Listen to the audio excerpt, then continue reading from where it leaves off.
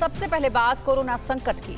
देश में कोरोना संक्रमण की रफ्तार तेजी से कम हो रही है, लेकिन मौत का आंकड़ा अब भी चिंता का विषय बना हुआ है। कोरोना महामारी के बीच G7 की बैठक को बतौर गेस्ट संबोधित करते पीएम मोदी ने दुनिया को दिया वन अर्थ वन हेल्थ का मंत्र। G7 के कई देशों ने पीएम मोदी के मंत्र का समर्थन किया है। कोरोना के चीन से पूरी दुनिया में फैलने को लेकर चल रहे विवाद के बीच अमेरिका और चीन के बीच तीखी नोकझोंक हुई है और ब्रिटेन में कोरोना के बढ़ते मामले को देखते हुए लॉकडाउन हटाना मुश्किल लग रहा है। कोरोना संकट से जुड़ी खबरों के लिए देखते हैं टॉप 9 कोरोना कंट्रोल।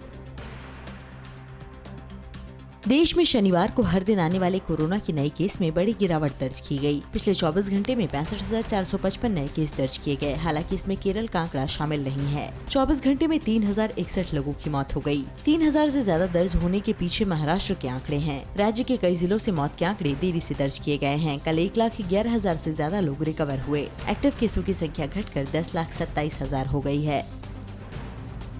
कोरोना महामारी के बीच G7 समिट में विशेष अतिथि के तौर पर वर्चुअली शामिल हुए प्रधानमंत्री नरेंद्र मोदी ने दुनिया को वन अर्थ वन हेल्थ का मंत्र दिया। जर्मनी, ऑस्ट्रेलिया और फ्रांस के साथ दुनिया में कई देशों ने भी पीएम मोदी के मंत्र का समर्थन किया। फ्रांस ने कोरोना के टीके के लिए भारत को कच्चा माल देने की अपील की। ऑस्ट्रेलिया के पीएम ने ट्रिप्स छूट पर भारत का समर्थन किया। पीएम मोदी आज भी G7 के 2 सत्रों में हिस्सा लेंगे।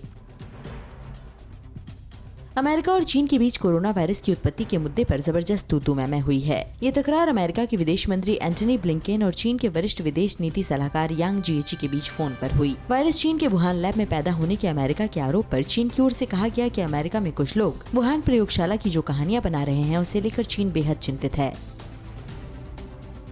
अमेरिका की यूनिवर्सिटी ऑफ मैरीलैंड में इन्फेक्शियस डिजीज के चीफ डॉक्टर फहीम यूनुस ने कहा कि कोविड से निजात पाने के लिए वैक्सीनेशन ही सबसे बड़ा हथियार है। उनका कहना है कि कम से कम 40% आबादी को वैक्सीनेट कर कोरोना की घातक लहरों से बचा जा सकता है, जबकि 70% आबादी को वैक्सीनेट कर हम इस महामारी की भयावहता को खत्म कर सकते हैं।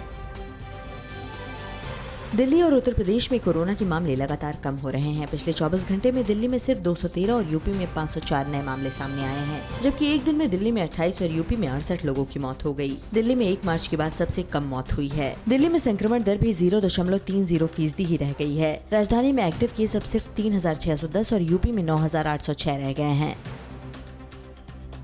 कोवैक्सीन को अमेरिका में इमरजेंसी यूज की इजाजत मिलने में आ रही दिक्कतों को देखते हुए भारत बायोटेक अब इस वैक्सीन का अमेरिका में क्लिनिकल ट्रायल करेगी। फिलहाल कोवैक्सीन की तीसरे चरण के ट्रायल की एफिकेसी और सेफ्टी से जुड़े आंकड़ों को इकट्ठा किया जा रहा है। भारत बायोटेक की ओर से कहा गया है कि कंपनी जल्द ही फेज 3 के ट्रायल का डाटा सामने लाएगी।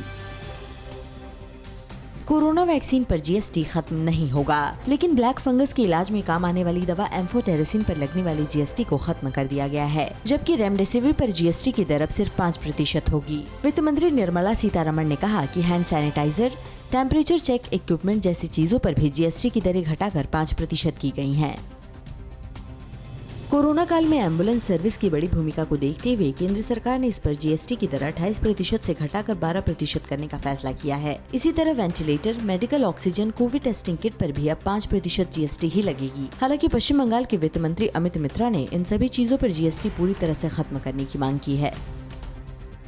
ब्रिटेन में 21 जून से होने जा रही अनलॉक प्रक्रिया पर ग्रहण लगता दिख रहा है। देश में कोरोना के नए मामले तेजी से बढ़ रहे हैं। फरवरी महीने के बाद देश में संक्रमण के मामलों में काफी गिरावट आई थी, लेकिन अब अचानक केस बढ़ने के पीछे डेल्टा वेरिएंट को जिम्मेदार माना जा रहा है।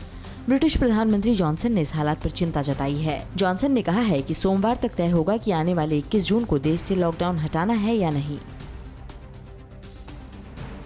परवाह देश की, सोमवार से शुक्रवार रात 10 बजे TV9 भारतवर्ष पर।